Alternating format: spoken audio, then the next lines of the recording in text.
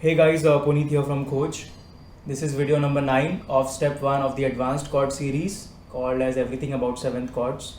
In today's lesson, I'm going to be teaching you about the open shapes of the dominant or the 7th chord.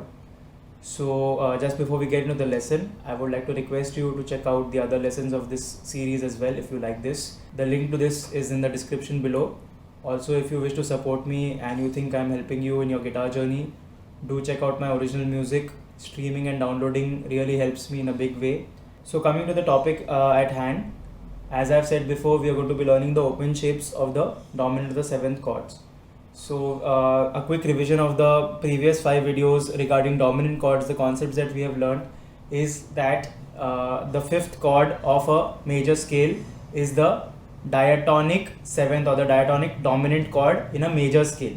So what that means is, in a C major scale, the 5th note, that is the G, is used to make a dominant chord. So the G7 is a diatonic 7th chord in a C major scale.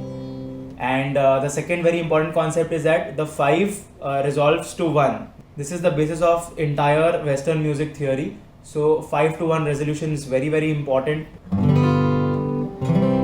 You can make out how stable this sounds, and this is also known as a perfect cadence. Then the third very important concept that we've covered is the formula for a dominant or a 7th chord.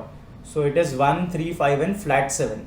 So in the key of C, a flat 7 would be a flat note of the 7th note, which is a B note. So a flat of the B note is a B flat note.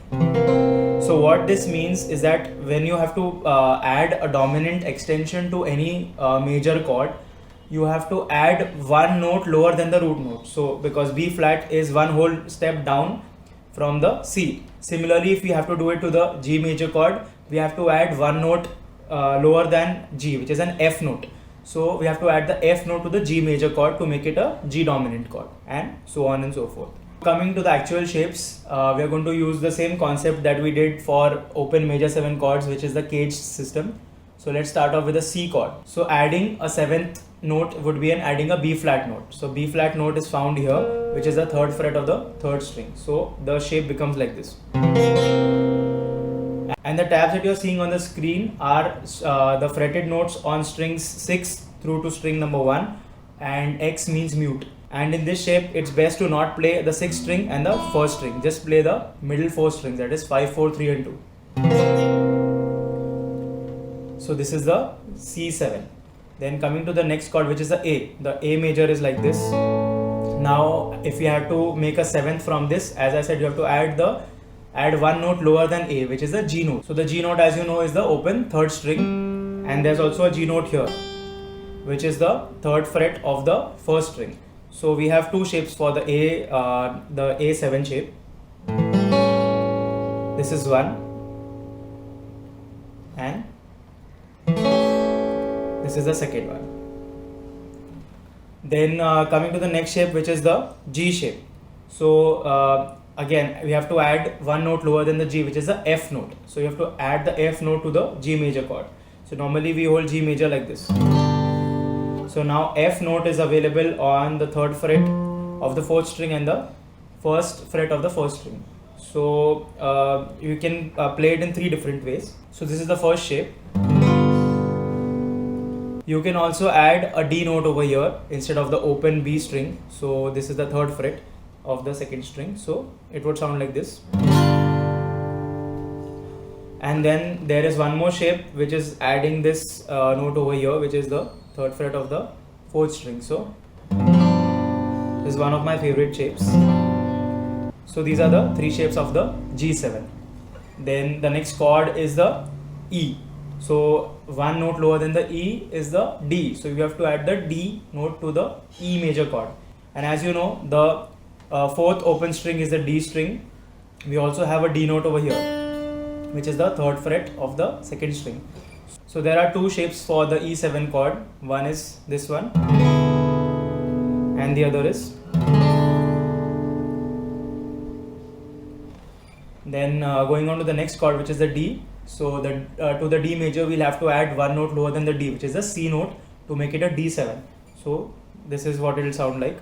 The normal D major is here, and adding the C note, which is the 1st fret of the second string. So this is the D7. So in addition to these, there is one more open shape, which is the B shape. So it sounds like this.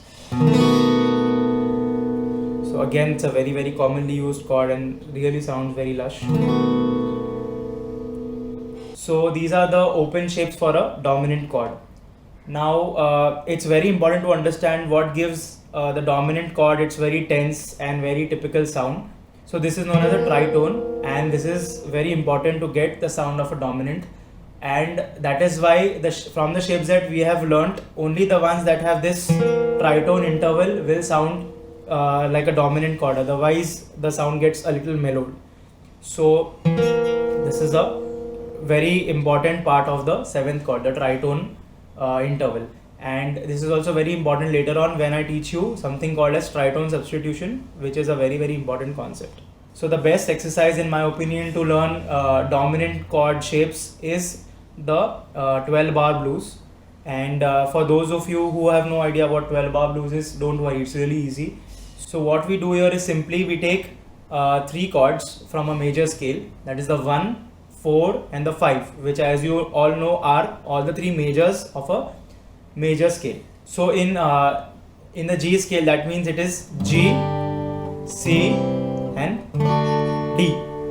And what you do is you make all these chords as dominants. So G7, C7 and D7. And how the progression works is, as the name suggests, it's a 12 bar sequence. So it's basically 4 bars of the root chord followed by 2 bars of the 4 chord, then again 2 bars of the root chord, and then 1 bar each of 5, 4, 1 and then back to 5.